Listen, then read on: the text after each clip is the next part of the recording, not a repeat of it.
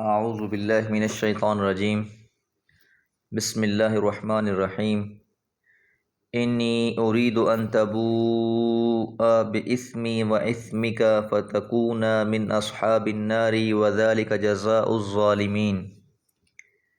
فطوعت له نفسه قتل اخیہ فقتله فاصبح من الخاسرین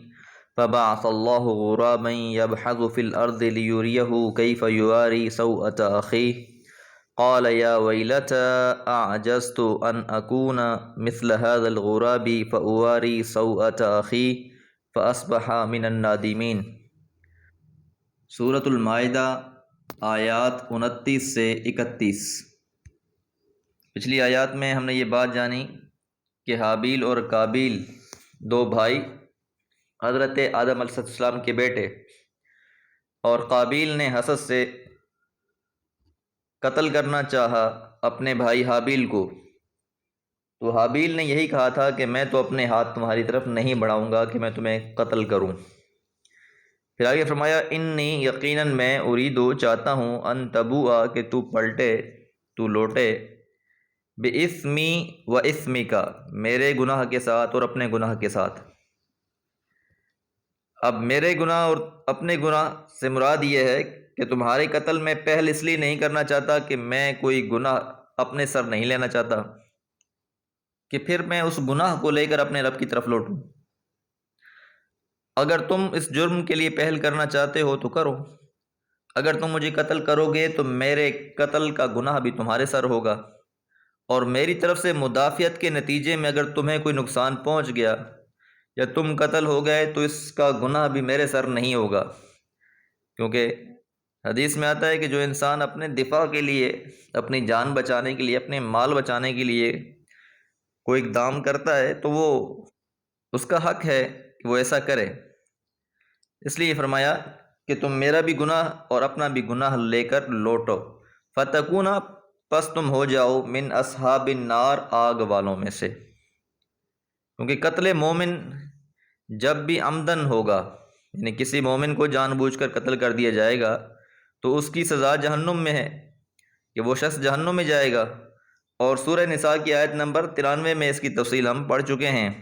کہ اللہ تعالیٰ کا یہ فیصلہ ہے اور ازل سے فیصلہ ہے، اسی وقت سے یعنی پہلے انسان کے قتل سے اللہ تعالیٰ نے یہ بات واضح کر دی تھی، اس لیے یہ بات یہاں ارشاد فرمائی۔ وَذَلِكَ اور یہ جزاء الظالمین بدلہ ہے ظلم کرنے والوں کا، جو بھی ظلم کرے گا، زیادتی کرے گا، یہ اسی پر ہوگا۔ ہاں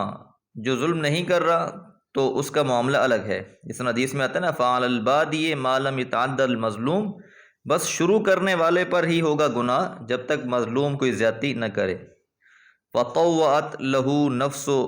نفسه قتل اخیہ، پس آمادہ کر دیا، طوعت آمادہ کر دیا، لہو اسے، نفسہ اس کے نفس نے،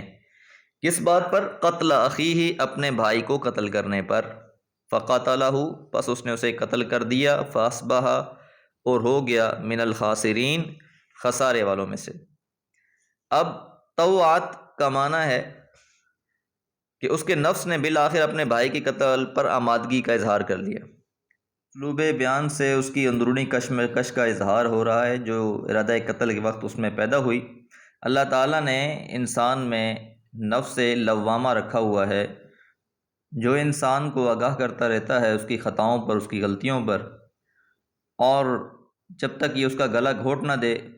وہ انسان کو تنبیہ کرتا رہتا ہے۔ تو قابیل کو بھی اسی طرح اس مرحلے سے گزرنا پڑا، لیکن بالآخر اس کے حسد نے اس کو اس بات پہ آمادہ کر دیا اور اس نے یہ کام کیا، تو اس لیے یہ ارشاد فرمایا کہ اس کے قتل نے اسے اس بات پر آمادہ کیا۔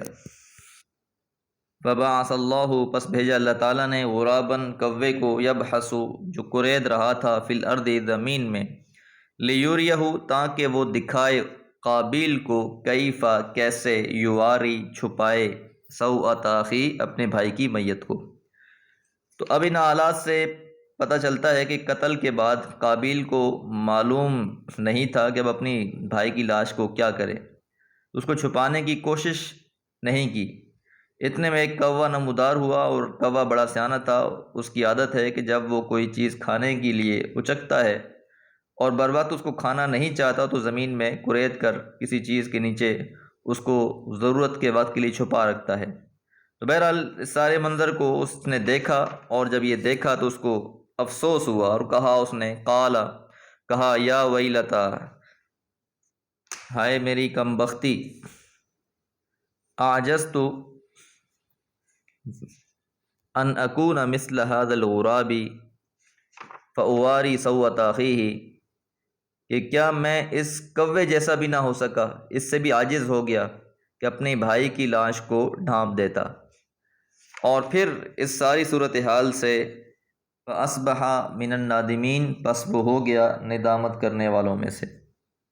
اس میں اس حقیقت کی طرف اشارہ ہے کہ اس طرح کی کشمکش انسان کے سامنے آزمائش کا ایک میدان کھولتی ہے، جس میں اس کے لیے نامرادی اور فتح مندی دونوں کا امکان موجود ہوتا ہے۔ اگر انسان اس کشمکش میں اپنے نفس کو زیر کر لے تو وہ فتح مند رہتا ہے اور اس کا نفس شکست کھا جاتا ہے، اور اگر نفس اس کو زیر کر لے تو اس کا نفس فتح مند رہتا ہے اور وہ خود نامراد ہو جاتا ہے۔ قابیل پر بھی اس کا نفس غالب آ گیا، اس وجہ سے وہ نامراد ہوا۔ اور رسول اللہ صلی اللہ علیہ وسلم نے فرمایا کہ جب بھی دنیا میں کوئی قتل ہوتا ہے تو اس قتل کا جو گناہ ہے اس کا ایک حصہ جو ہے قابیل کو بھی ملتا ہے، کہ اس نے ایک ایسی عمل کی ابتدا کی تھی، تو اب اس برے عمل کی ابتدا کرنے کی وجہ سے ہر انسان کے گناہ میں وہ شخص شامل رہتا ہے۔ اللہ تعالیٰ سے دعا ہے اللہ تعالیٰ ہر گناہ سے بچنے کی توفیق عطا فرمائے۔ وما علیہ الا البلاغ۔